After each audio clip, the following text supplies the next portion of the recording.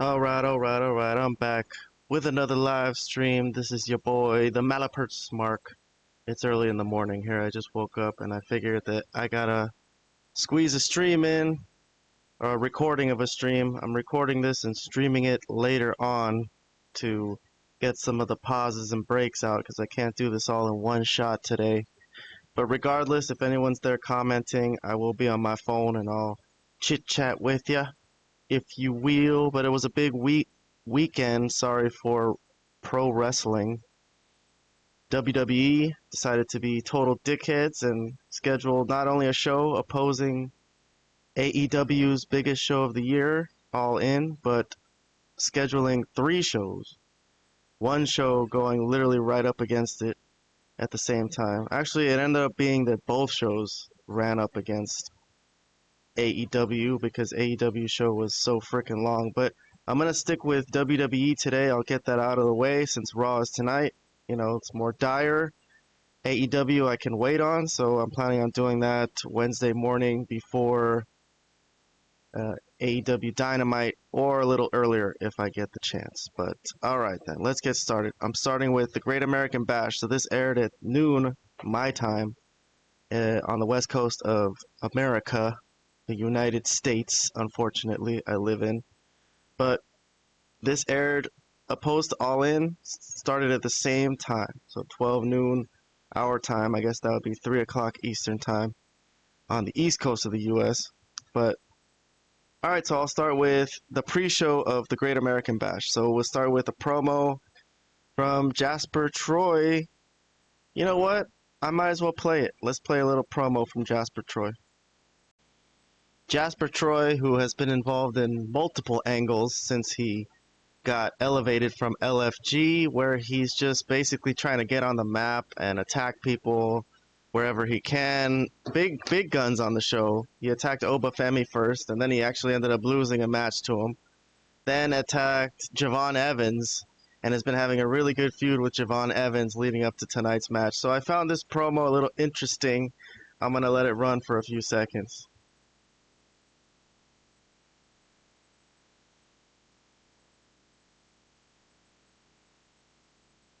Sorry about that. I forgot to turn up the audio. Caught up. Jasper Troy, thank you for joining me. You've certainly blazed a path of destruction thus far here at NXT, but I feel very few people know your background. Can you give us some insight on your journey here to WWE? I don't really like talking about my past much. But early on, I learned I loved contact. So when I played football at Kansas, I remember I pancaked someone, and I stood over him, and then I told myself, pick his head up, smash it through the turf.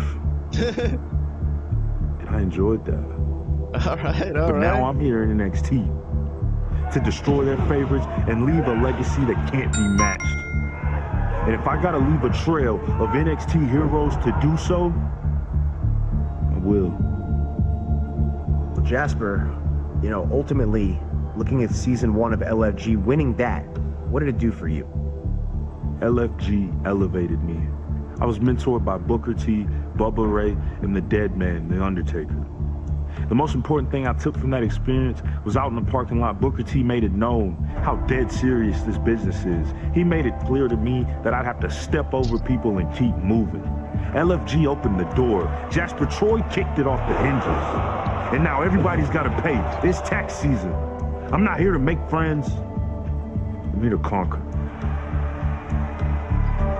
Jasper, well, you made your debut in NXT and immediately dropped the NXT champion Obafemi, and then you two engaged in a battle that, quite frankly, rocked the foundation of NXT. But now you're on a collision course with Javon Evans coming up at the Great American Bash. I have to ask, what does Javon represent that you ultimately have an issue with? Javon grew up in a structured environment.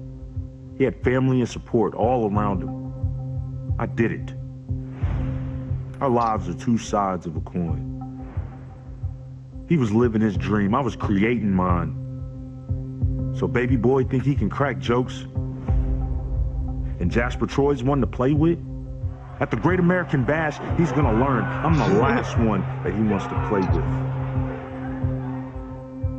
Jasper, Javon is a very unique style matchup for you. Certainly quite a contrast to yours. We know he's going to fly through the air, use that stick and move like strategy, and strike in unimaginable ways. You, of course, use that combination of power and brute force. But ultimately, how do you game plan to go against Game plan? My plan? Sure, Javon can fly. The boy's talented, but he can't bang with me. He stepped into that ring with someone with my mentality and the bad intentions I bring. I'm gonna swat Javon out the air, put him through this mat, and I'm gonna remind and make it known the future of NXT belongs to Jasper Troy. Jasper, any last words for the NXT universe? Line your favorites up and watch me put him down. Javon claims to be bouncy. This Saturday at the Great American Bash, I'm gonna test that theory out. It's a matter of policy. Jasper Troy's the truth, and you're all gonna find out. All right. You know what? I'm gonna give that whole promo another thumbs up in case you guys were just listening to it. I added a point during his promo when he said something in his mind told him to push that guy's face into the floor, the guy he tackled in football, and he liked it. I thought that was a good insight into Jasper Troy's persona. I have not seen anything from LFG, or I've never seen LFG at all. I don't know what it was like, so this is the first that I'm actually hearing Jasper Troy talk for real, and I thought it was good. So good start here. 2 points on the pre-show for the Great American Bash today, NXT's Great American Bash. But let's move on to the next segment on the pre-show.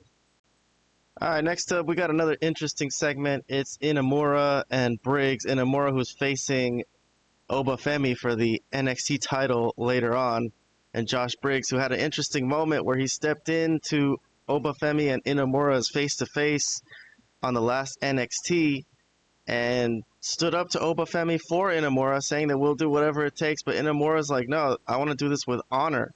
So let's hear how Inamura and Briggs' interaction goes, because it's going to be very interesting how their match goes later on.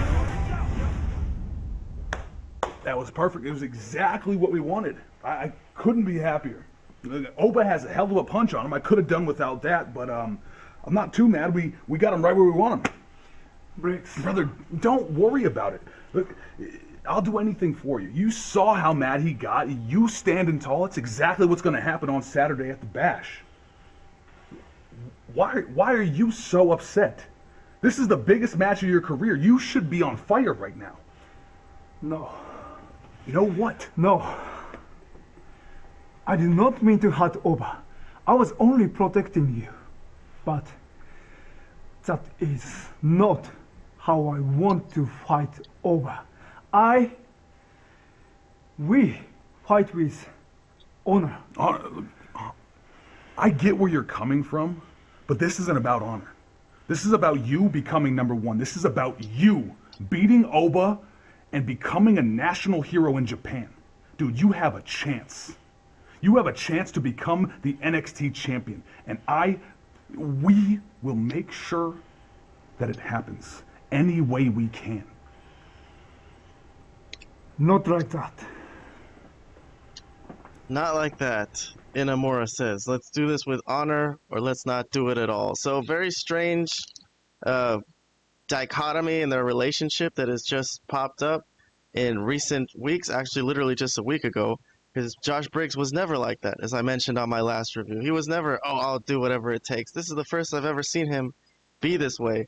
But it could just be that he's trying to be like a really good friend to Inamura, and he's kind of trying to do too much. But at this point, Inamura hasn't rejected it. He's just trying to tell him, no, we're going to do it with honor, or we're not going to do it at all. But they're still friends. So that'll come up later on. Let's go on to the next segment. Oh, by the way, I like that backstage segment. This was recorded after NXT on Tuesday, and they played it on Saturday. So I'm going to throw another half point in there for this little segment. Why not? This was pretty good.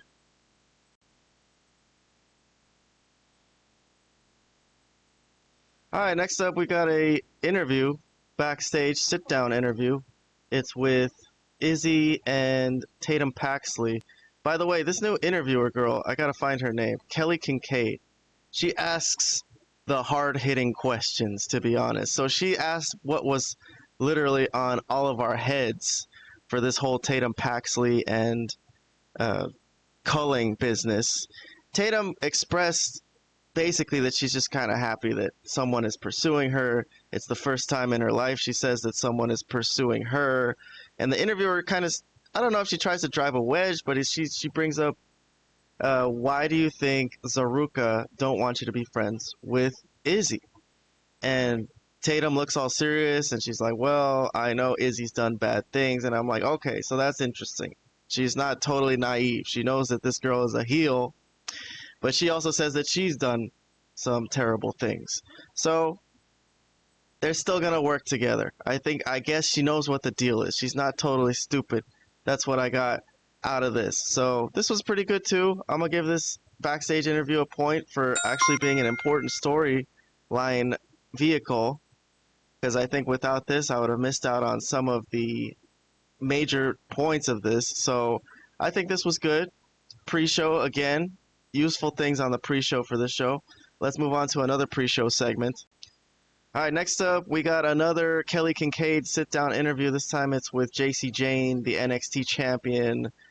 And again, Kelly Kincaid, I got to put her over. I don't know if it's her or if it's somebody who's giving her the hard-hitting questions, but she brings up the trust issues that Fatal Influence have been having, or have had literally mostly before Jacy Jayne won the NXT title. Since they've had a title, the title, in their stable, I haven't really seen the same dissension that we were getting teases of before that. That might have been like, maybe they were thinking about breaking them up, but in the end, they gave Jacy Jayne the title. So I believe Jacy Jayne deserves the title based on in-ring work, but promo ability is a different thing. But before I get to my review of her promo here, I'll just mention what she said in response. She's like, yeah, we've had our issues, but, you know, basically listing off their accomplishments, that their accomplishments speak for themselves. You know, all the titles they have had already and the title that she has now.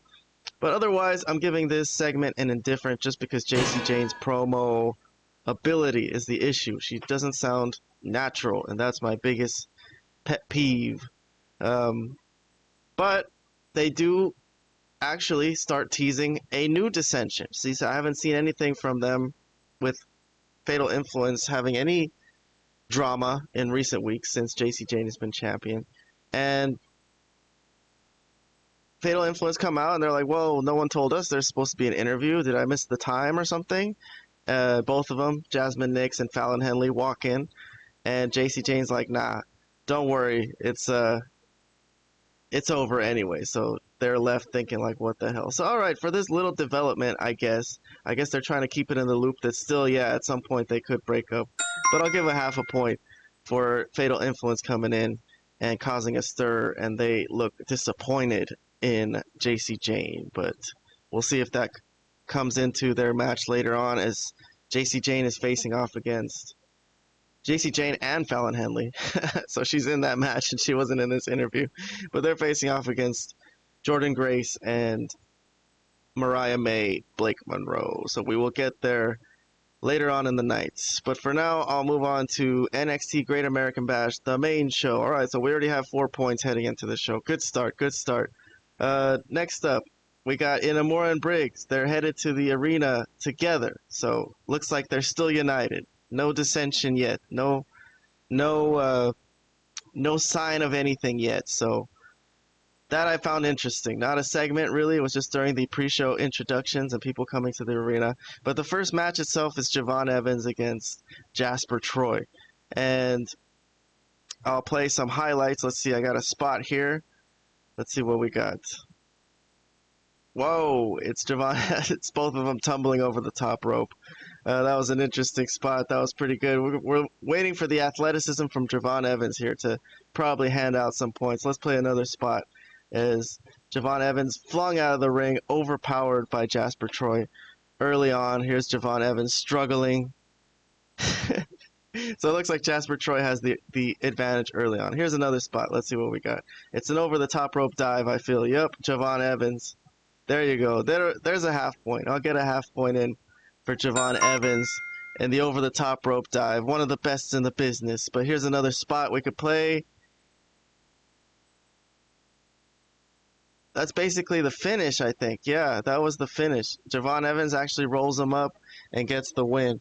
So Jasper Troy is pissed. Let's take a look. Let's take one more look at how this ended. It was a good counter by Javon Evans right here, and pins his shoulders down, gets the leverage, and Javon Evans with the surprise win. So again, another loss for Jasper Troy, and Javon Evans leaves up the entrance ramp before there's any more violence between these two.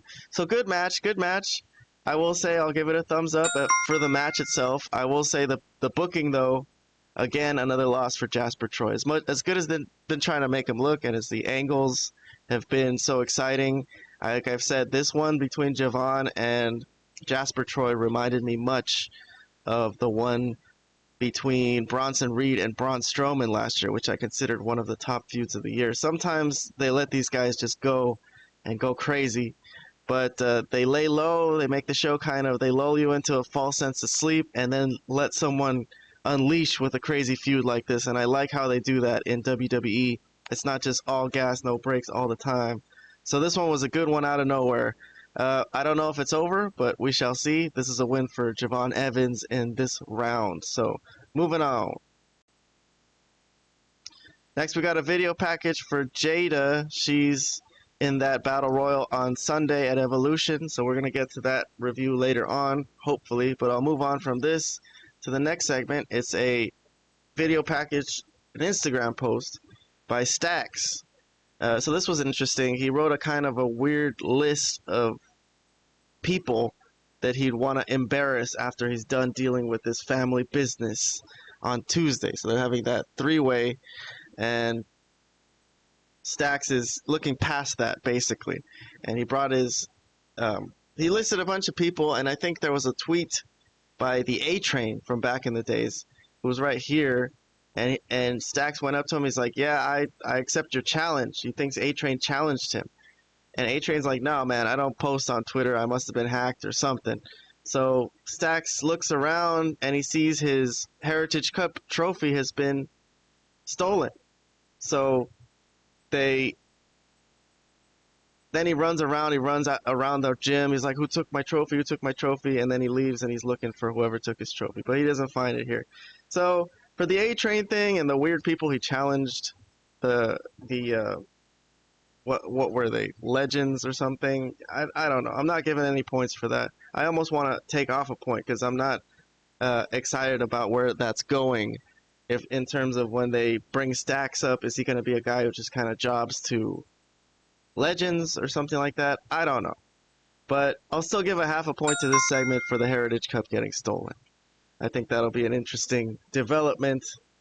Let's see who did it. We will find out later on. But for now, I'll move on to the next segment. It's a backstage interview. It's Zaruka, Sol Ruka, and Zarya.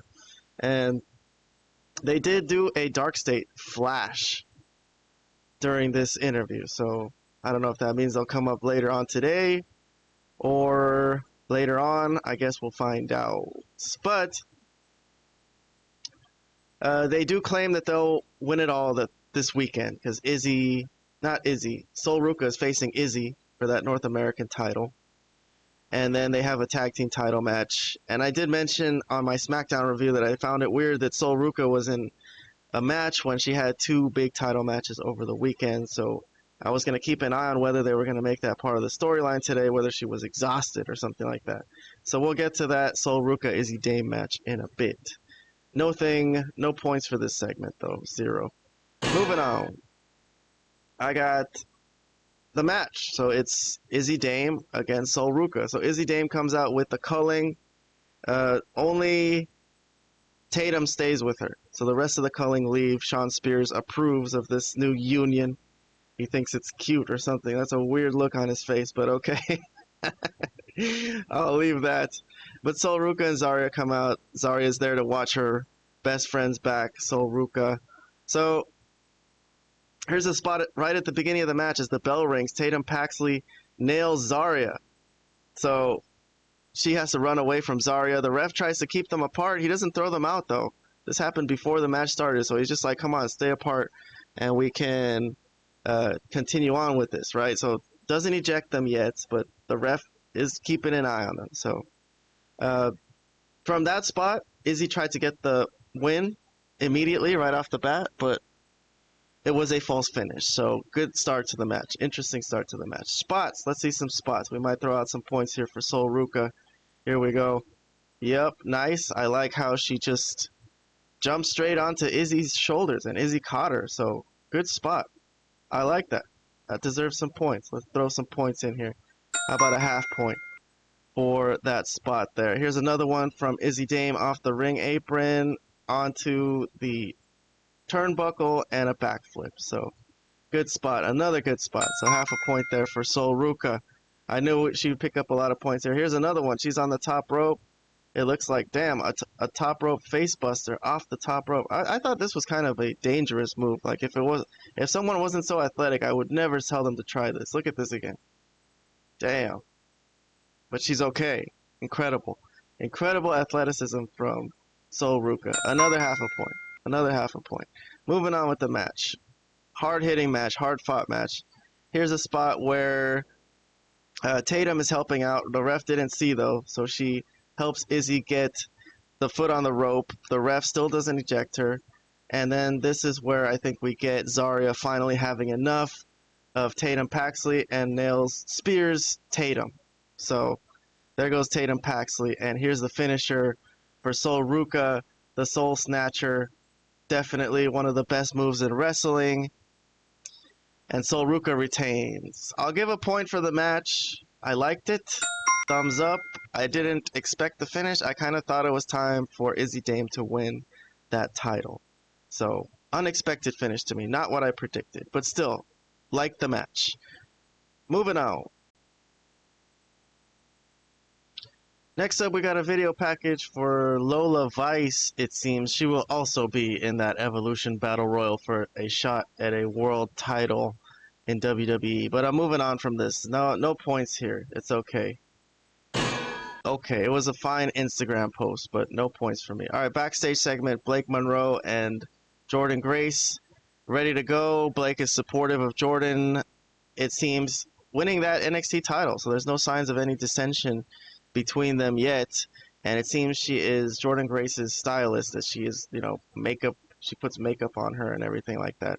But no points here for this little segment. Interesting, though, that Blake Monroe is not acting jealous at all. She's supportive of Jordan Grace, the former TNA champion, the former AEW champion is.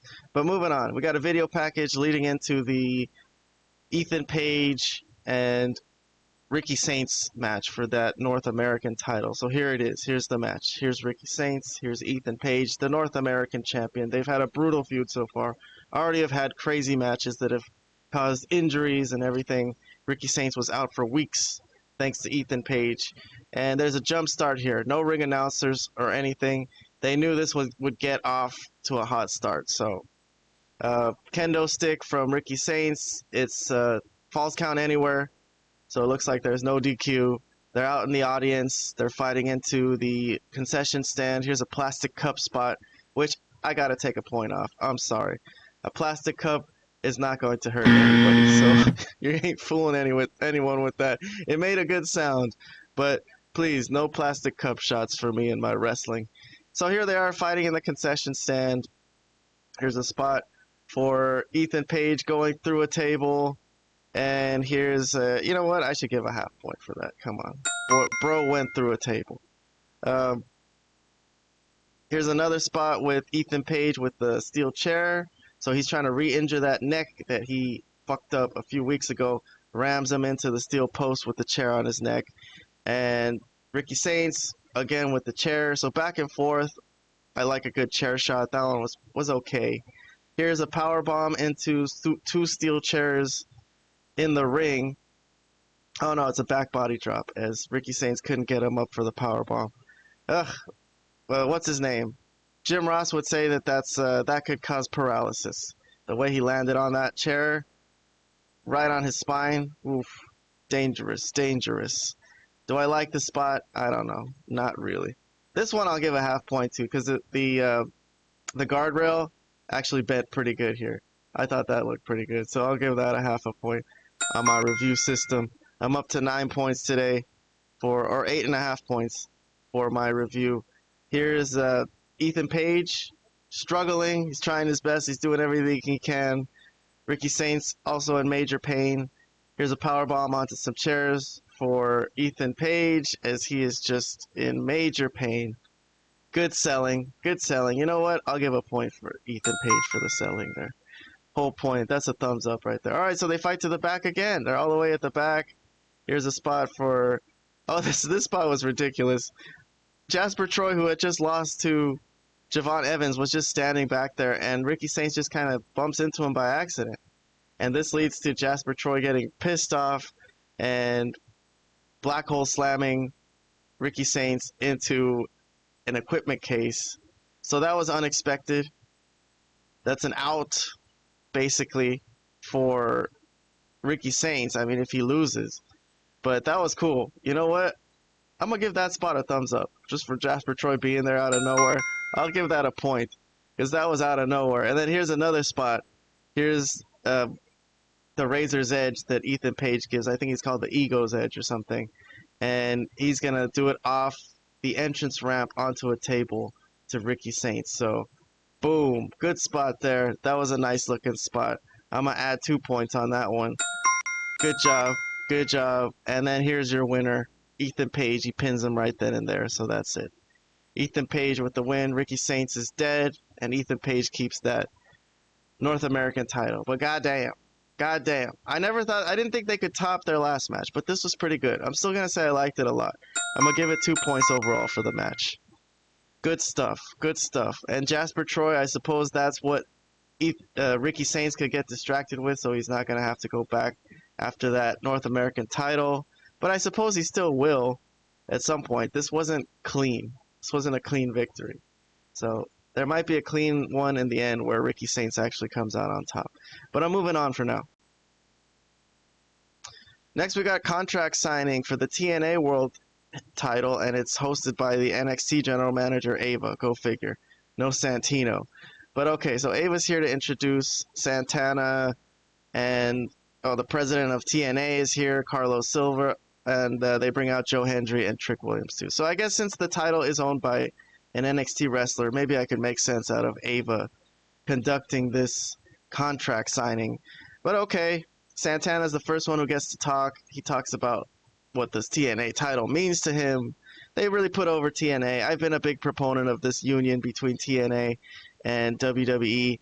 I think some people have been saying that it's been a one-way street, that WWE been getting the best of it. But, you know, it's good publicity for TNA, I feel. They're really letting them put this company over on this show. So what more can you really ask for? I don't know. I've made comments on that before, and I'm sure I will again. But for right now, I'm going to stick to this segment. Joe Hendry's the next guy who talks. Wasn't too fond of either promo, Santana or Joe Hendry, to be honest.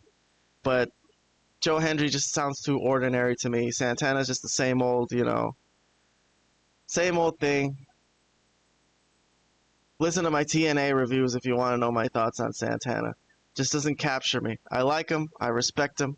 He deserves it, as you would say. I think he deserves to win this match, but for some reason, I don't see it happening. I see it staying in NXT and Trick Williams. So Trick cuts a long promo then and signs the contract. As he's going to leave, Trick holds him back, and even Santana mentions, dude, you talk too much. So they listen to him insult them that entire time, and finally they both kick his ass and put him through a table. So TNA gang up on Trick Williams and put him through a table, and they kind of look at each other as they will probably have to face off against each other too. But interestingly, to end this segment, Trick is as down and out, but the lights go out as it goes back to the commentators table. So they're already going on to the next topic. And the lights go out, and Dark State show up. So Dark State beat the shit out of Santana and Joe Hendry.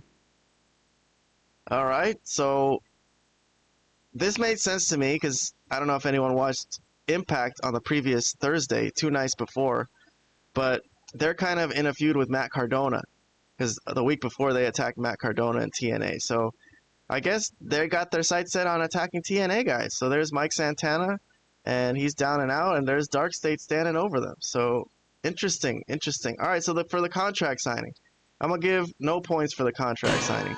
I did not find it that interesting, but I'll throw a half a point at the continuity for Dark State, who I have criticized for not being consistently on the show, but it looks like they are being consistently featured on Impact at this point. So they've been demoted over there. I don't know if that's a demotion, but they're like, go work a little bit on the indies, I guess. So they're going to get some experience over there. So, all right, interesting development. Dark State. So maybe that'll have something to do with this match, I guess. If it's going to be 2-on-1, and Santana and Joe Hendry are going to team up on Trick Williams, maybe Dark State can be the equalizer so that Trick can get out of there with the title next Sunday at Slammiversary. This Sunday, actually, as I speak right now. But okay. Kalani Jordan, she gets her video package as well. No points, though, for me, but she is in that battle royal for the women's title coming up on the next day, which has already happened. We'll be reviewing that later on. Here's a video package for Tony D'Angelo, talking about how his business turned into a family, told the whole story of the family, basically. I'm not going to get into it, but it was a good summary, I guess. The interesting thing about this was that it was revealed to us as we await the final ride of the family this Tuesday on NXT. It was revealed to us that he's the one who took Stax' Heritage Cup. So there you go. Thumbs up for that. That was pretty hilarious. And then he looks in the camera with it, smiles, and flings it into the river. So good stuff. Good stuff there. I am awaiting that match. I'm looking forward to it. I'm surprised it wasn't on today's show. But yes, there you go. Moving on. Final motivational words from Josh Briggs as Inamura is getting ready to head in for his match with Obafemi, and Inamura reminds him one last time, we'll do it, but we'll do it with honor, and Briggs agrees. So there you go, fist bump, and here we go into the match. Here's Inamura, here's Obafemi. Inamura's brought Josh Briggs with him, by the way. That's an important point to make. He is his valet, his friend. Let's see, we got some spots lined up on the bookmarks. Here's Inamura lifting up Obafemi. Man, the strength. The strength, that's incredible. That's an attraction. You got to admit that. For the people there, that's interesting. Josh Briggs looking after his boy for not letting go of the rope break. Threatens Obafemi. Here's a ref bump. Let's see. How does this happen? Yoshiki barely missed out on the ref, and then he's going to get squished by both of them here, it seems. So there goes the ref. Okay, now things are going to get interesting. Here's a spot. Josh Briggs nails Oba in the back of the neck with the title belt. Inamura doesn't see it, so he's going to the top rope.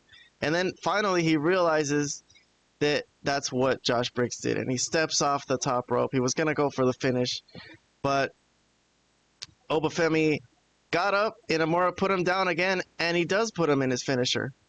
So the big frog splash, but there's no ref. Okay, so Inamura, who was torn about doing this with honor, gets up, continues the match. Here's Josh Briggs watching as Inamura missed his chance to take the pinfall. They're looking for the ref. So when the ref comes up, Obafemi gets up, recovers, hits a move on Inamura, but that's a false finish. All right, so we carry on with the match. Briggs is looking on very interestedly, very nervous. So here's a spot. Let's see what we got here. Ooh. Man, Inamura is strong. That was a power slam from Inamura. Picked Obafemi all the way up. And Josh Briggs is on the apron. Inamura doesn't want him there on the apron. He's just there cheering, you know, really intensely. He's like, get off the apron. And then he gets nailed, Josh Briggs does, by Obafemi. And Obafemi hits his finish off that distraction. It's called the fall from grace, and picks up the win. So much distraction from Josh Briggs, and Josh Briggs disappointed. He has cost his friend, whether he believes it or not. So for the full match, with everything with Josh Briggs, I'll give it a full point. I liked it. I thought it was pretty solid. And it remains to be seen where this goes. There's a little more to this later on. So after the next match, we will get another backstage segment on this. So I will speak on that when it comes up. But let me move on for now to the next segment. I got a Lash Legend video package. Okay, so she's cutting a promo. I'm not giving any points out for this promo. Not a big fan of it, but she's in the Battle Royal for Evolution. So, all right, here we go. It's Ava backstage with Trick. So Trick is pissed that he got jumped by two TNA guys, that they double teamed him. And Ava's like, well, she's kind of suspecting that he put Darkstate up to attacking them.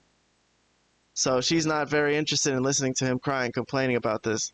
So he says he didn't, and she says, well, if that's the case, then you wouldn't mind teaming up with the TNA boys against Darkstate on Tuesday. And he's like, oh, hell nah. So interesting development. That's an interesting six-man tag. Darkstate's going to get another high-profile match, this time against Joe Hendry, Santana, and Trick Williams. So we'll see how that goes. But I could suspect that Trick didn't put Darkstate up to this, that they just did it on their own. But regardless, here's the segment I'm talking about. Backstage, Inamura bumps into Obafemi, who's getting interviewed. Inamura apologizes to Obafemi. He's like, sorry about Josh Briggs, right? And Obafemi says, I understand, and he offers to give him another title shot whenever he wants it, right? He's like, that wasn't fair. And in pops Josh Briggs. So Josh Briggs like, get out of the way, Yoshiki. Shut up. He tells him shut up, actually. And he says that Oba has no honor to win the way he did. And he actually says, I can beat you. He tells Obafemi, I can beat you, and he pushes him. So there's a big pull apart, and Briggs yells out, I'll deal with you this Tuesday. So he totally took the spotlight away from Inamura and took it for himself and challenges Obafemi.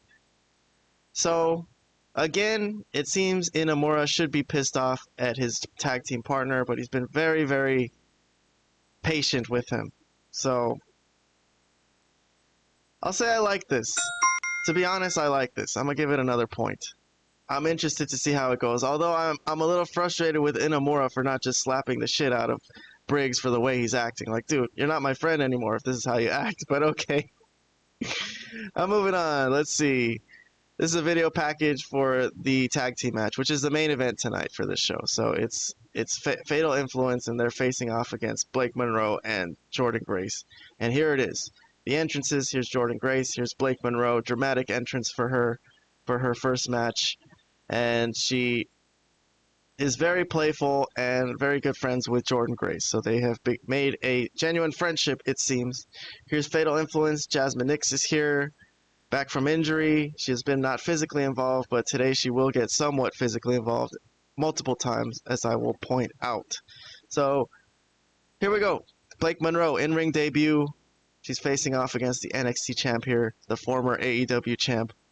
A couple of teamwork moves for Blake and Jordan Grace, as they are a makeshift tag team, but they did have a couple of moves where it seemed like they practiced together to make it seem like, hey, we're not just a makeshift tag team here, we're actually friends. But here's a spot as Fallon Henley pushes off Blake Monroe. This is the first time Jasmine Nix is going to get a shot in.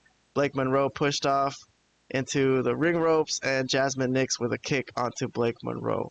So here's a spot in the corner as JC Jane with the foot on the throat to Blake Monroe. Good looking spot. I think JC Jane, like I said, her in-ring work and her facials are really good. The only thing is just her promos. If she could cut her promos a little more naturally, she'd be a main roster girl easily. Here's another Jasmine Nix spot. It's another another elbow. So second one. Here's another spot. Let's see what we got. Another interference from Jasmine Nix. There we go. Kick to the stomach. Referee distracted by Fallon Henley. She gets a kick in on Blake Monroe. Here's a spot from JC Jane. Something I'll give a half point to. That was kind of cool. A flip off the ring apron from JC Jane onto Blake Monroe. Let's see. Another spot. It's Jasmine Nix. Fallon is running interference again. Here's the referee up here with Fallon trying to get in the ring, and this is going to give Jasmine Nix another chance to interfere. So that's the fourth one that I've counted. And in comes Masha Slamovich to finally the TNA Knockouts World title to take out Jasmine Nix. So they fight off. You know, I'm gonna give 2 points for the Masha Slamovich surprise because I'm like I didn't expect that, and I always happy to see TNA in the house. She's got great history with Jordan Grace. So she also has beef with Fatal Influence though, as they've been feuding with her on NXT. And JC Jane actually has a match. Well, whoever wins between JC Jane and Jordan Grace. So she has. It's not like she has nothing to do with this, but she looked good today. I like that surprise. All right, Jordan Grace spears Fallon Henley to break up the pin here. This was a pretty cool spot as Jordan Grace did whatever it takes to break up that pin. That was exciting. I'll throw half a point at that over there. The finish. Blake Monroe kicks out of a pin and pushes JC Jane off as she does, and JC Jane gets nailed with an elbow by Jordan Grace, and then her finishing move, Blake Monroe's, is like a DDT looking thing, and that's the end of the match. That's the pinfall. Blake Monroe pins the NXT champion. So, happiness for Blake and Jordan Grace. I don't know if that means Blake Monroe's going to want a title shot since she pinned the champion, but at this point, seems like she's just happy being partners with Jordan Grace for whatever reason. I don't know if I believe it, but I guess we shall see. Overall, I thought the match was pretty good. It was pretty solid for a tag team match that usually doesn't really make any substantial difference. I'll say this one was enjoyable, so I'll give it a thumbs up, and I'm looking forward to that match between Jordan Grace and JC Jane. So we'll see who's going to face off against Masha Slamovich for the unification of those 2 titles. That'll be interesting. But all right, 22.5 points for Great American Bash. Not too bad. I liked a lot of things from it. I really liked some things. So there you go. I'm going to reset the total score, and we're going to move on to Saturday night's main event, which was right after this on Saturday. So let's see what came for us there. All right, I'm here at Saturday night's main event. Another extra show. WWE piled on us to try to combat AEW for some reason. Even though AEW has no followers, they still want to fuck them over for some reason. Weird, petty, but okay. I'll cover the show. If you made a show, I'll cover it. Here it is, the first match. It's Randy Orton. He's with Jelly Roll, and they're feuding with Drew McIntyre and Logan Paul. So if you guys missed SmackDown, a lot of this came up on SmackDown when Logan Paul interrupted Jelly Roll concert. Randy Orton defended Jelly Roll, and then Drew McIntyre sneak attacked Randy Orton to get back at him for his attack on him. So Drew McIntyre beat up Randy Orton, and then that left Jelly Roll to get beat up by Logan Paul. But regardless, he didn't really beat up Logan Paul. He actually, I think he like they show a replay, right? Yeah, they do show a replay of all that stuff that I just mentioned. But yeah, he laid out Logan Paul. And then he offered to have Randy Orton's back for this match. So that's what's up. All right, I'm going to move up to the first interference spot. So here's Logan Paul. He's trying to run distraction. It leads to a Claymore from Randy Orton, from Drew McIntyre onto Randy Orton. Excuse me. Blah, blah. But that was a false finish. And then Jelly Roll gets in Logan Paul's face. He's like, don't do that. You want to interfere in this match. And he pushes him. Logan Paul pushes him twice, and then Jelly Roll's like, do that again. If you do it again, and then he pushes him a third time, and then Jelly Roll pushes him back. So Logan Paul goes down easily. Stooges for Jelly Roll, puts him over, and let's see. Here's Drew McIntyre. He's getting distracted by all this stuff that's going on the outside of the ring. So this is gonna cause him to probably lose the match. He's gonna turn around, get RKO'd, yep, there it is, and lose the match. So, Jelly Roll with the win. There's an afterbirth, though. So the afterbirth is Logan Paul gets up because he only got pushed, and he attacks Randy Orton. Starts pounding on him, and then Jelly Roll comes in. It's like, yep, I'm gonna take care of this. And then he pulls Logan Paul off of Randy Orton and flings him to the floor. So I guess he's that strong. Jelly Roll is. And Jelly Roll here bests Logan Paul as Logan Paul is going to nail him. And Jelly Roll with the shot to the face. There you go. So they're getting celebrity involved here. That looked all right. It didn't look too bad. But in the end here, Jelly Roll's checking on Randy Orton. And Claymore from Drew McIntyre. So Drew McIntyre actually claymores Jelly Roll and leaves him laying. And out comes the general managers who are pissed off. They're both here today as it is a dual show. Raw and SmackDown are here, and Randy Orton is really upset that Jelly Roll got hurt because of him. He's going to blame himself, as we see later. So for the match and the afterbirth, I wasn't going to give any points, but until Jelly Roll actually took that Claymore from Drew McIntyre, I'll give it a full point. Fuck it, because I usually skip anything that has to do with Logan Paul, but also I'm a little critical of Drew McIntyre being friends with Logan Paul here, because I know it's like a way to get heat, but it's not really good heat, because I think the reason people don't like Logan Paul in WWE, from my understanding, is not because of, I guess he's done dastardly things in real life, like people just don't like him as a person.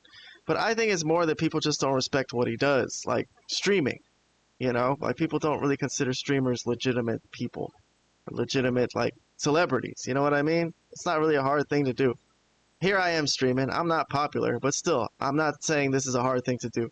I turn on the mic, I turn on the computer, I start talking. Whatever. I think that's really why people don't respect Logan Paul.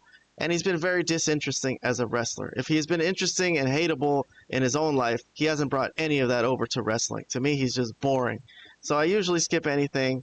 They got a celebrity going here. They got Drew McIntyre here. They got Randy Orton. I don't know. There's makings for something good here. I don't really love it, but I'll still give it a point. Moving on. Let's see.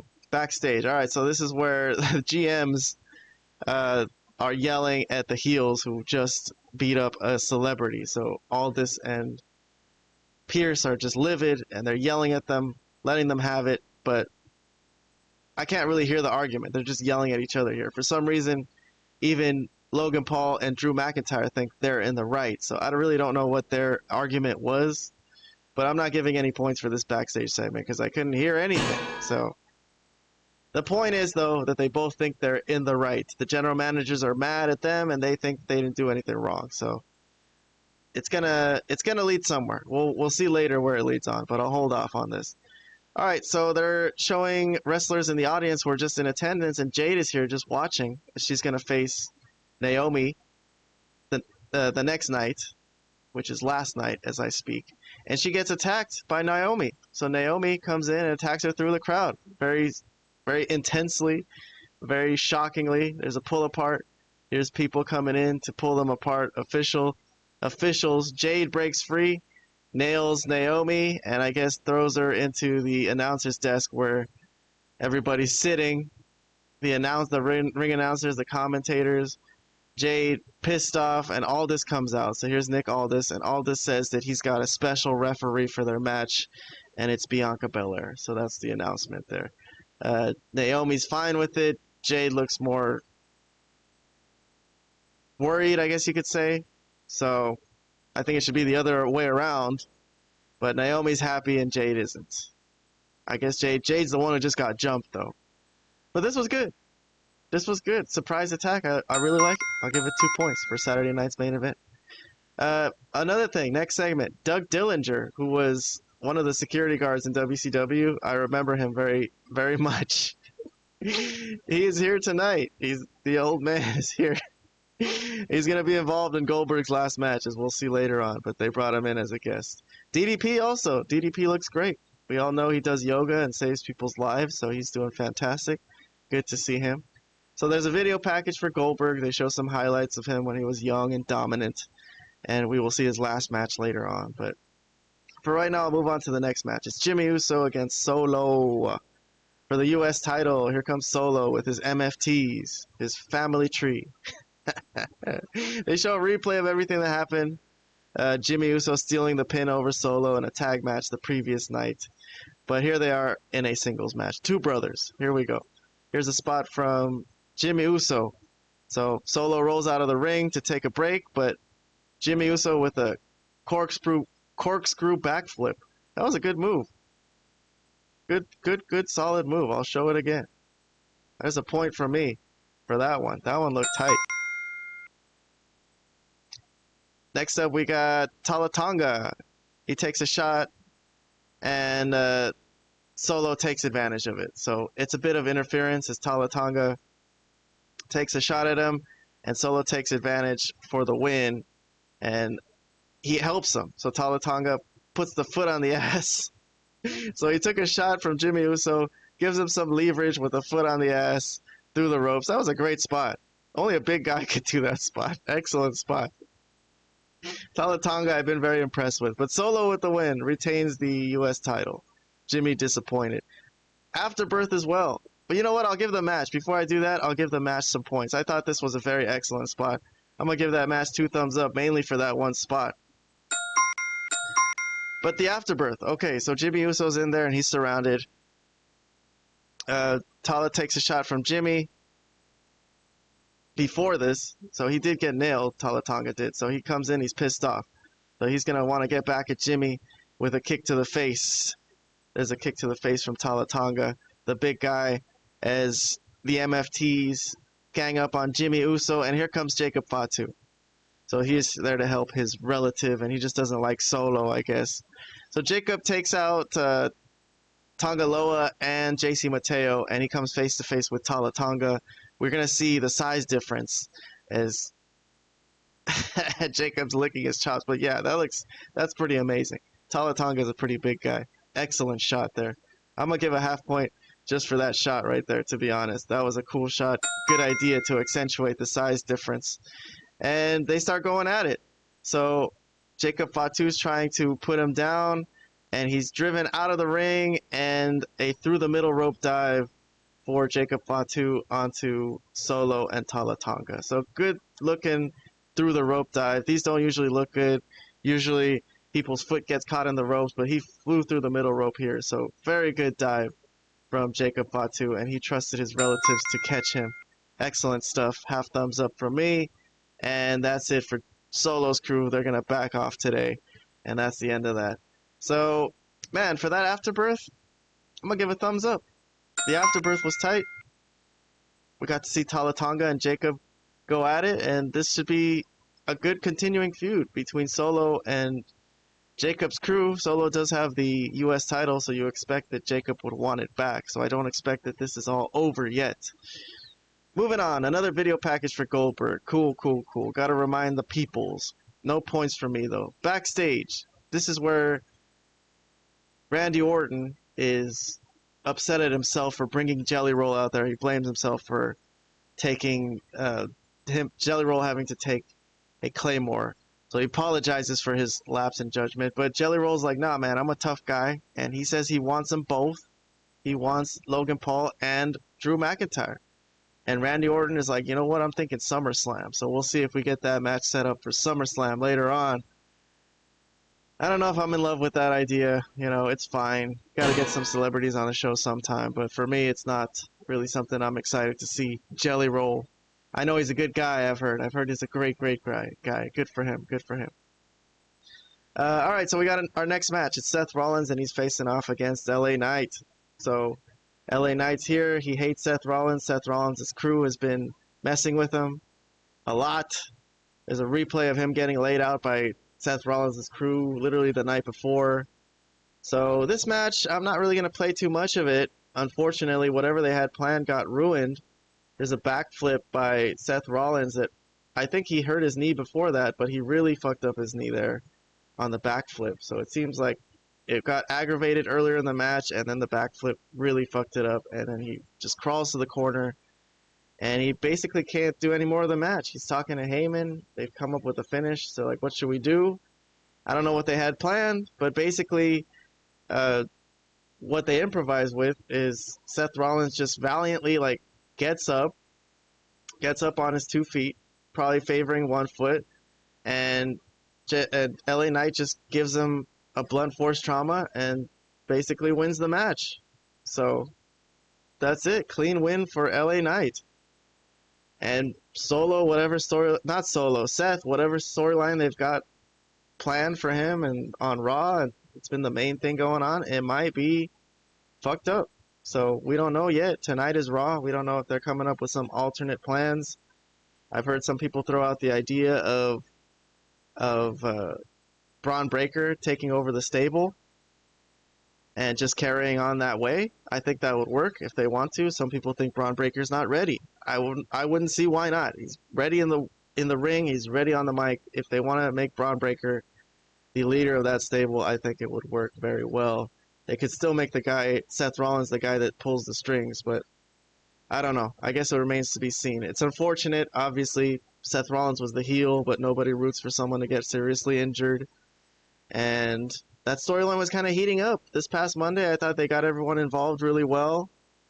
Braun Breaker and Bronson Reed got mic time, and I thought they were kind of finding a balance, but this seems to throw a wrench into things. Just as Liv Morgan got injured, another big injury for Raw, as Seth Rollins is now out, it seems. So, all right, another video package. This is the Gunther Goldberg match. Oh wait, by the way, for the match, for the LA Knight match, I'm not gonna give any points. Nothing. All right, now we're moving on to Goldberg and Gunther. So, video package reminds us everything that happened, and in between, I guess we get an announcement. Okay, so that match is gonna happen. It's Jelly Roll and Randy Orton against Logan Paul and Drew McIntyre. Celebrity match for SummerSlam. Yeah. Nice. Got 2 nights to fill at SummerSlam. Why not? Why not? Here's Gunther. And here's Goldberg. So here's Doug Dillinger. This is his security. Are you kidding me? These old guys. So this is what they used to do. He came out with some old WCW guys. Looks like Ernest Miller's there. The Cat. I've met him. Nice guy. Great guy. I love Ernest Miller. And his son Gage, who's going to be involved in this match. So he's out there. Goldberg, he does his little, martial arts thing. Not as fast as he used to be. But still, he's looking all right. Looks in amazing shape. And he's in there to face Gunther. So here we go. Gunther stooged a little bit for Goldberg at the beginning, as Goldberg threw him off in the test of strength. And Goldberg doesn't sell the chop. So Gunther's vicious chop that usually destroys people, Goldberg doesn't sell it at all.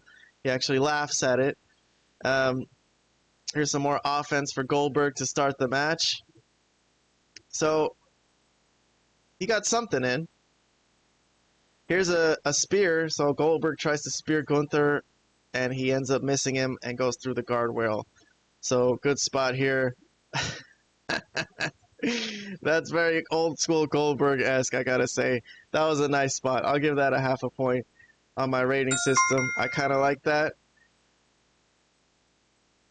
Let's see, after an exchange in the ring, Goldberg goes down here. It's a weak knee, so nothing even happened to his knee, but he's just old, so just one kick to the knee and down goes Goldberg. So Gunther here taken up for a slam. That was a good spot, but again, Goldberg selling his knee. Not bad.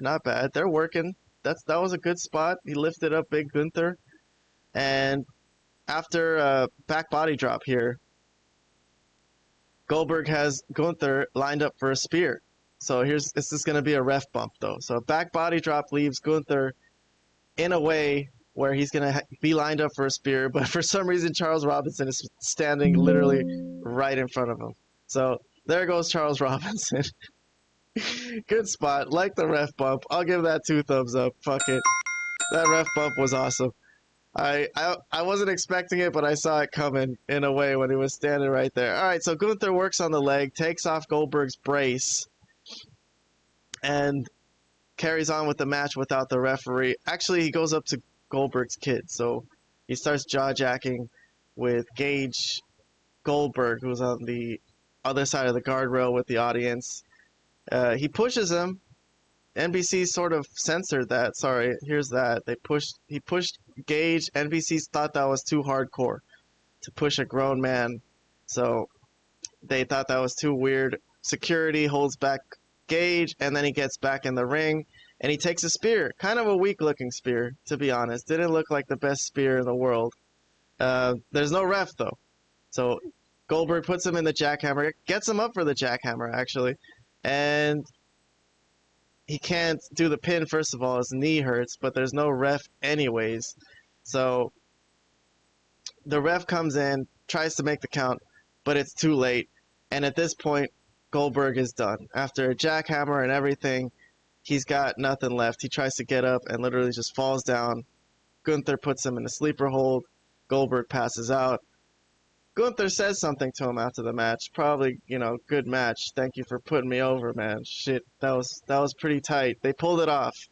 I was curious to see if they could pull it off, and they did. So for the match itself, I'm going to give it a 2 thumbs up. I really liked it. I gotta say, for Goldberg's last match, it wasn't bad. I had this idea where Seth Rollins would try to cash in during the match, and that would make it more exciting. But even if they wanted to do that, Seth Rollins was out of commission here. So there you go. Good job from Goldberg and Gunther. I think they put in a very, very solid showing for the final match of Goldberg. I remember him since I was a kid, so this is kind of bittersweet. It's good that they had an ending for him. It was on NBC in front of the whole world to see, and WWE actually set up a very important thing to go head to head against AEW's most important thing that was going on the other side, where Moxley was facing off against Hangman Page. But this was a worthy adversary, I think, something to put up against that. So there you go. They really did a good job in kind of taking viewers away from AEW today, I thought. What can AEW do? There's nothing they could do. So there it is. All right, 12.5 points for Saturday night's main event. Short show. Didn't give me a lot of chance to get points, but what I liked, I really did like. So I think that's still a good show for this overall. Kind of a short show. There's commercial breaks on NBC, actually. They don't go through the commercials. So there you go. All right, then. I'm going to move on to Evolution, which will conclude my series of reviews for today. And I'll come right back with that next up. Alright, so we're here at Evolution. First, we'll take you through some of the things that happened on the pre-show, just so you don't feel like you missed out. Let me reset the scoreboard. I'm sorry about this. That was from my last review of Saturday night's main event. Alright, so the first thing that happened on the pre-show, there was a backstage interview with Rhea Ripley. So the story here is that she's never beaten Io Sky, and she has a chance tonight to win the world title. Here's Trish Stratus. This is another interview they had backstage. She's set to go up against the WWE champion, Tiffany Stratton. So she has a chance at the WWE title.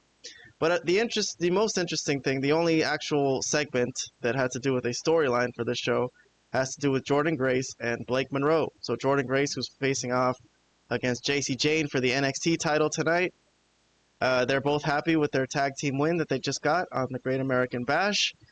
And Blake Monroe wishes her good luck, and then Jordynne Grace tells her, hey, wait a minute, they're going to have a lot of backup over there. Fatal Influence will. Do you want to be in my corner? And Blake Monroe seems apprehensive, weirdly enough, as they've been such close friends, but she says, she thinks about it. She's like, won't that take away from your spotlight? And Jordynne Grace is like, no, it won't. So she thinks about it, and she's like, all right, I'll be there. So interesting foreshadowing. I don't know why she should have been all about it. She should have been like, yep, I'm in. But okay, so that's all we had on the pre-show. I'm gonna give a little halvesy. I'll throw a little Orange Cassidy half thumbs up for this segment to get us started before we head into the main show. But all right, first segment on the main show. All right, we on to the main show. Stephanie's here. Stephanie McMahon, the daughter of disgraced ex-owner Vince McMahon, but she has a history on the show herself, as many of you probably already know. But it's nice to see her. No points, though. I'm not going to give points just for seeing Stephanie McMahon. I don't know if she'll get involved with anything in the storylines later on. But we got our first match. First match of the night is the triple threat for the Intercontinental title. It's Bayley, it's Lyra Valkyria, who used to be a tag team, but now are at odds. And here's the Intercontinental champion, Becky Lynch. So, back and forth match, man. There was all kinds of breakups, like no interference. It's just these three. Clean victory. But I'm going to skip to the finish. It was a very, very hard-fought match. So many pin breakups. Every time someone thought they had the win, somebody broke it up. Just everyone was like really intense about really focusing. But here's a backslide that Becky Lynch stole off Bayley to win the match. Here's how it went down. Bayley with the pin, and then, man, excellent from Becky Lynch. And that was the pin right there. So she got the win.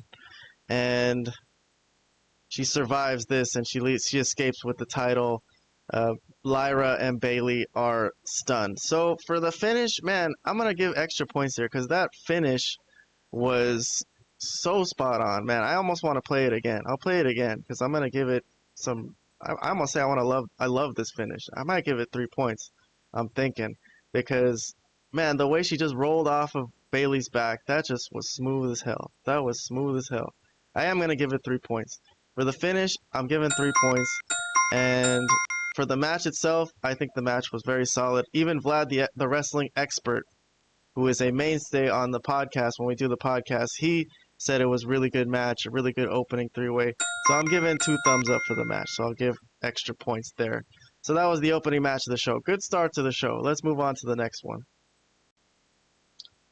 All right.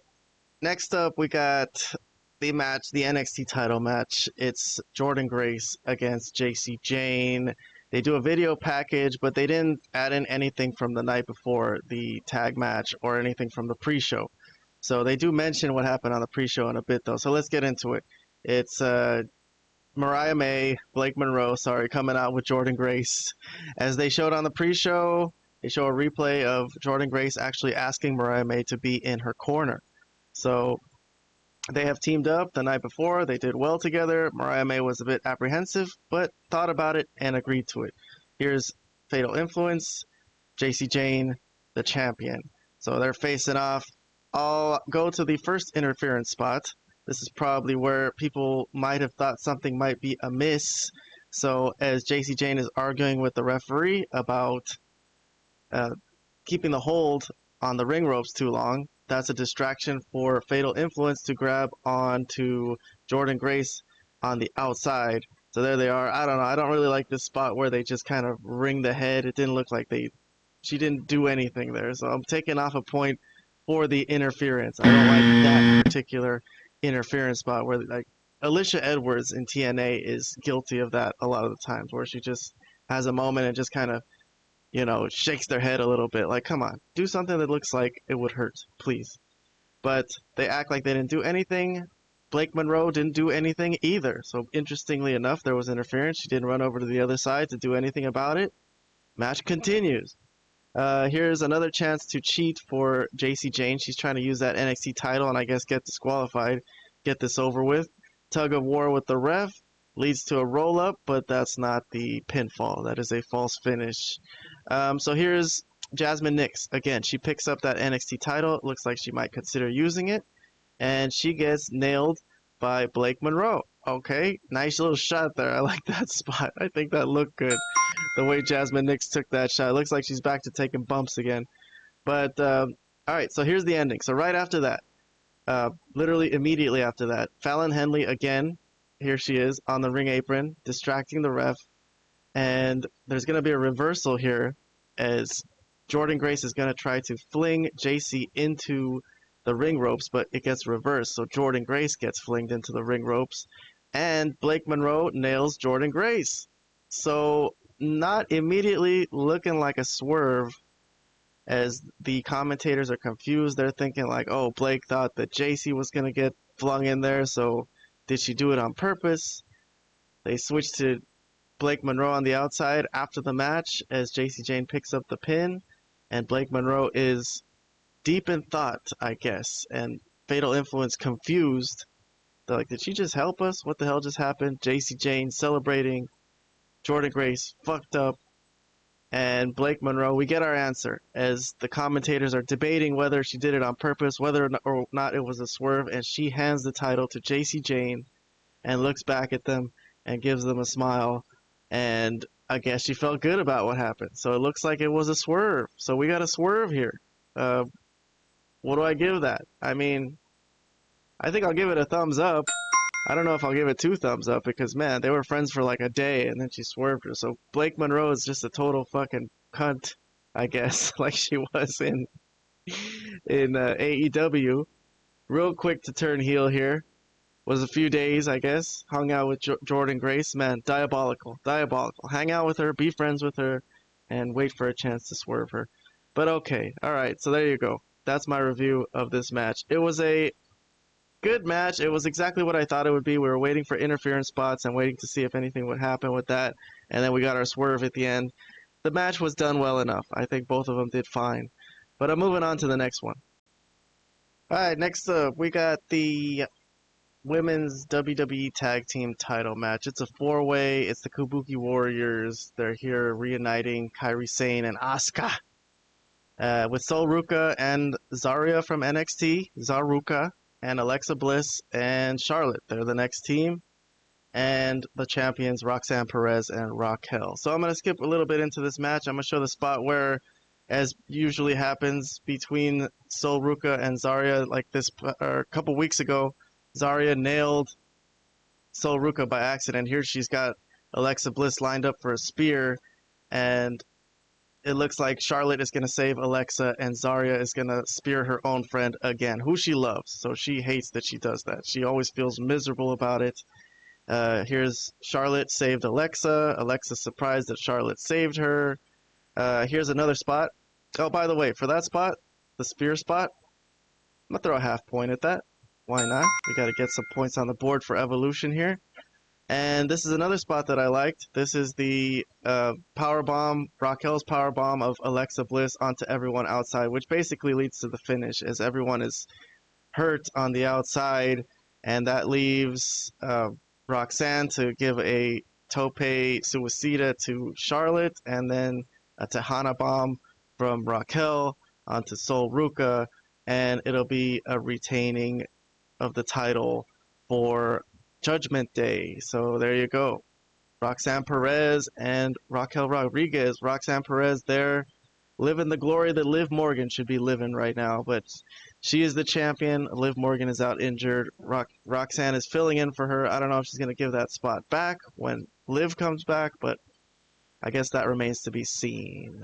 I'll throw another half point for the powerbomb spot for Alexa Bliss and Raquel. Good use of the size. And for the match itself, where everyone is disappointed afterwards, as we see, here's Charlotte and Alexa. Interesting that she's actually consoling Alexa. Again, same thing with everyone else. But for the match, I'll give a thumbs up. I will say this was pretty solid. So, WWE Tag Team title picture, huh? This is something that they should be more prevalent on the show, I think. Since they only have one tag team title in all of WWE, it would be nice if this was a more prevalent part of the show, is all I'll say. But I'm moving on to the next one. Alright, next up, we got the video package for Charlotte and... not Charlotte. I always think Charlotte is the WWE Women's Champion. Tiffany, excuse me. Tiffany's a champion. She's facing off against WWE legend Trish Stratus, who's making a one-off return today. But let's skip to what happens in the match. So here's Trish. Here's Tiffany. We'll play a spot here. Here's Trish showing that she's still got the athletic capabilities here.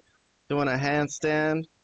Flipping Tiffany off the apron. Here's a moonsault from Trish. Actually, this is the end of the match. She did pretty well, but Tiffany got the knees up for that moonsault, and then she hits the best moonsault ever, or the prettiest moonsault ever, I guess she calls it, and she picks up the pin and the victory and retains. So overall, I thought it was an alright match. I kind of liked it. I think it was short. It was kind of short. It was what they needed it to be for Trish. She gave a bow, and she got a round of applause, and that was it. But I'll throw a half a point in there for this, you know. Trish is a legend. Why not? It's cool to see her, but it's not anything we didn't expect. We didn't expect a title change here, so I don't want to give this any more time than that. I'm moving along.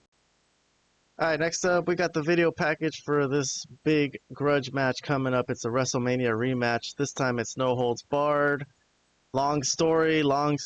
Obviously, all these three used to be friends. Jade Cargill came out on top over Naomi at WrestleMania. Naomi was the mystery attacker who had injured Jade and broke up the friendship of her and Naomi, took her tag title spot, and she finally admitted it in the end that she attacked Jade. So then, you know, recently, more and more, it hasn't ended. So Naomi now does have the Money in the Bank briefcase, though, so that's the only thing.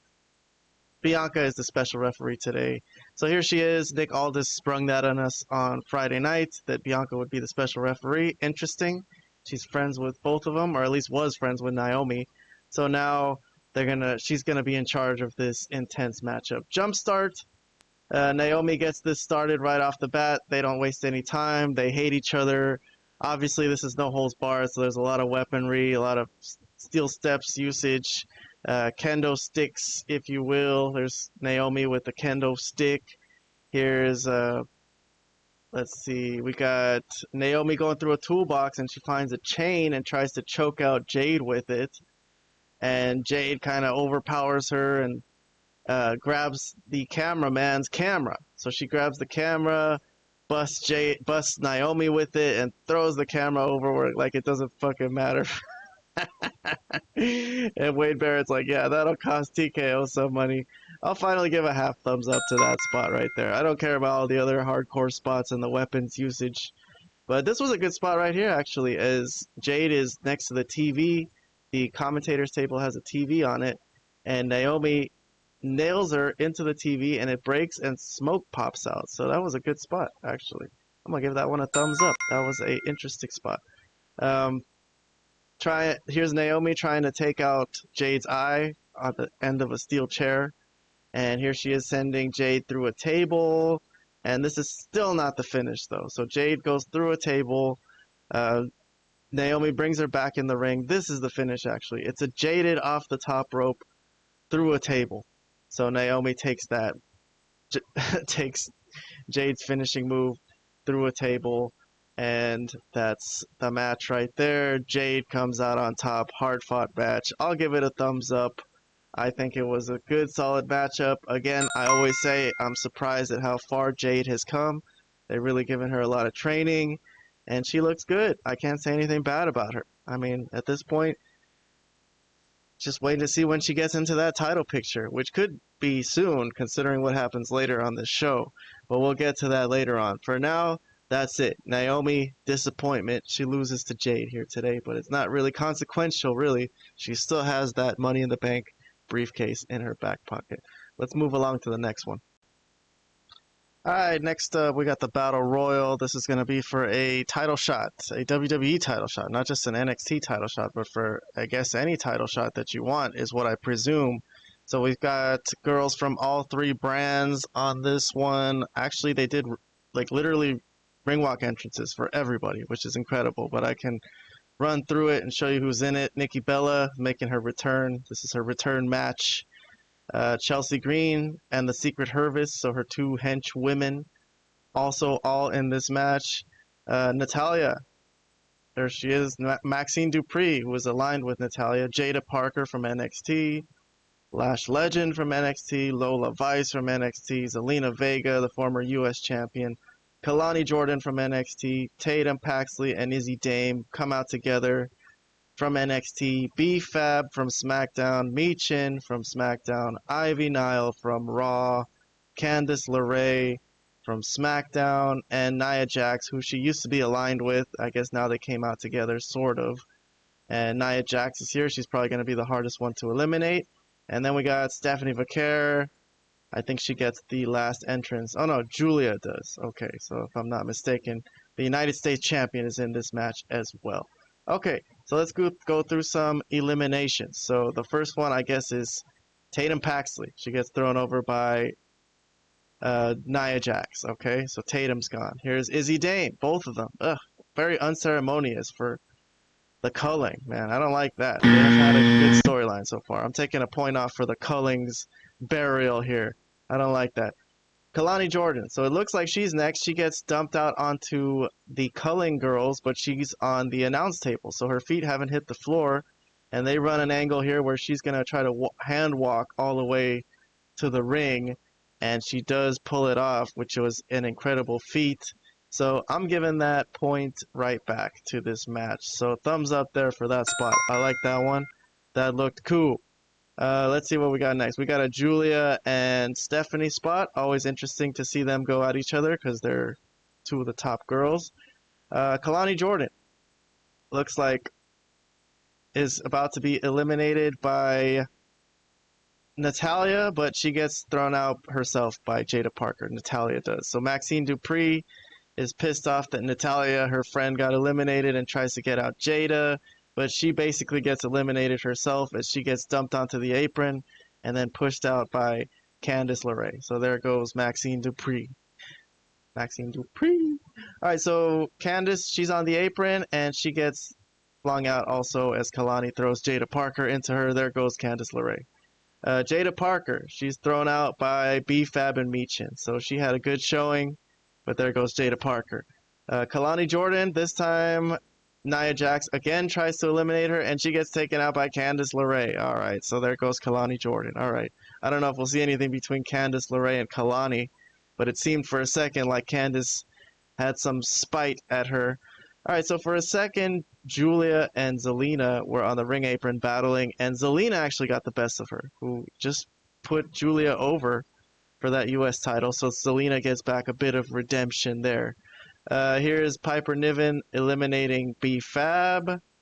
Alba Fire, she sacrificed herself to save Chelsea Green because Michin was trying to pull her out. Not eliminated yet, though. She went through the middle rope. But I'll throw a half point at that one. I thought that was a nice little spot with Alba Fire literally throwing her body into the line of duty to save her mentor, Chelsea Green. But here's Zelina Vega. So after trying to fight off Lash Legend for a bit, Lash Legend gets the best of her and flings her out of the ring. So there's Lash Legend eliminating Zelina. And then Alba Fire, she gets eliminated here by Nikki Bella, it seems, as they're distracted. And they were giving a salute, the Green administration. But here's Lola Vice and Nikki Bella. They've got similar gimmicks. I guess they shake their butt, so they did a butt shake together. Okay. Lola Vice, headbutt by Piper Niven, takes out Lola Vice. There goes Lola Vice. Thank you for coming. And here's Piper Niven. She gets eliminated by Nikki Bella and Stephanie Vaquer. So Chelsea, after getting worn down by Stephanie Vaquer first, gets thrown out by Nikki Bella. There goes Chelsea. And let's see, I guess it was a big to-do to get Nia Jax out, but there goes Nikki Bella first after a kick from Lash Legend. So Nikki Bella, nice return, not bad, but Lash Legend gets over on her there. And then she picks up Nia Jax. So literally Lash Legend, whoa, picking up Nia Jax, putting her over the top rope on the apron.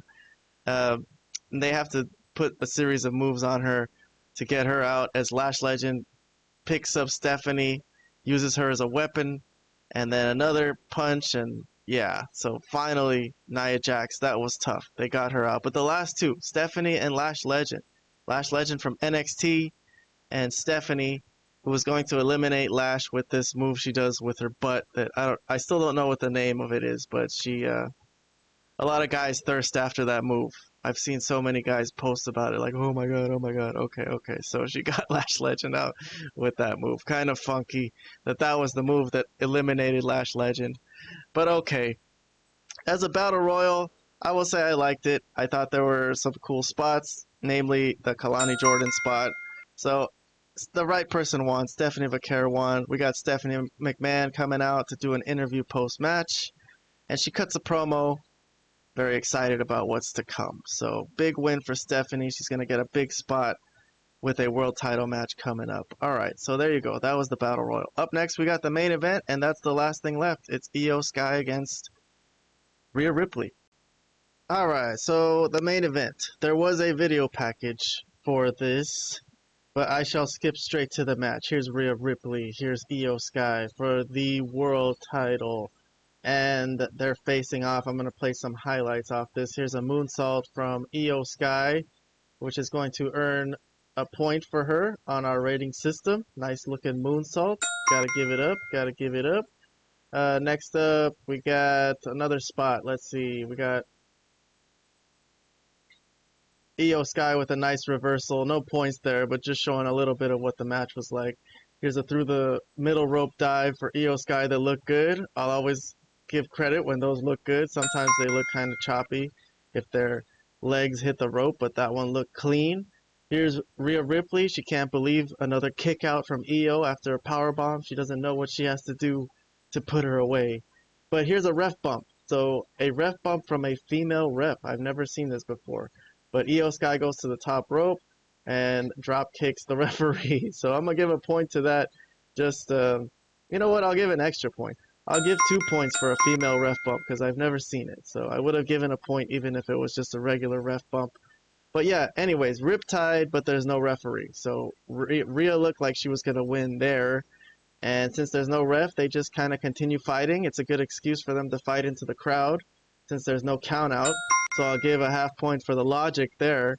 At least there's a reason why there was no count out. And it led to a really good spot with Io Sky jumping off from the audience from a bunch of equipment cases onto Rhea Ripley. And that looked really cool. So that was literally the definition of Io Sky.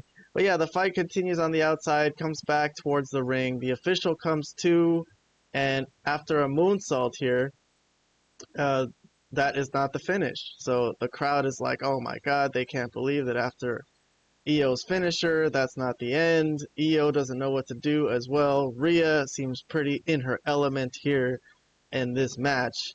But here's a Spanish fly, it looks like, from both of them. Good looking move, good looking move. I'll throw it a half point for Rhea Ripley at her size being able to do this. And this is where the match gets shaken up because someone's music hits and it's Naomi, as both of them are literally down and out in the ring. Naomi runs in with her Money in the Bank briefcase. I don't know if anyone predicted this, but Naomi quickly runs over to the ring announcer and cashes in. Nails Io with the freaking suitcase, so there's no disqualification. It's a three-way. She takes out Rhea Ripley, flings her into the ring post. That looked good. Rhea sold that really well. And then a split-legged moonsault from Naomi, and that's the end. Naomi comes out on top at the end of the show, believe it or not. So Io and Rhea are just down and out in the ring. And Naomi is going to celebrate to end the show. And surprise, surprise, she cashes in and wins the world title. I really like it. I really like it. I don't know what I would have done with another Rhea Ripley title reign. I guess, I don't really see who she would have been feuding with. I think this was a really good time to do it. I think I'm surprised that Naomi has come out on top of WWE so soon after defecting last year with Mercedes. Or it wasn't last year, I think it was like 2 years ago now. But yeah, Mercedes at the top over there in AEW and Naomi at the top over here in WWE. So this was a good show. 18 points overall. Not bad, not bad. I enjoyed parts of it. I think there was some substantial things. Overall, too much wrestling this weekend though. They really forced me to force this in. I really didn't have time to do this, but since they gave us some important shows, I had to watch it and see what I thought of it. But alright, so there's my review of the weekend of WWE shows. So that'll do it for today. Please like and subscribe if this was any kind of useful to you. And if you're already subscribed, make sure you hit like. We need likes. And that'll be it. So I hope you have a good day. I'm going to get to AEW the next chance I get. I'm planning on doing that Wednesday morning. So Ring of Honor, Supercard of Honor, and AEW All in Texas. I will get to both of those next chance I get. So we'll do that before any more AEW comes up, hopefully before Dynamite. But that'll be it for today. Thank you so much for tuning into the live stream. We'll see you on the next one.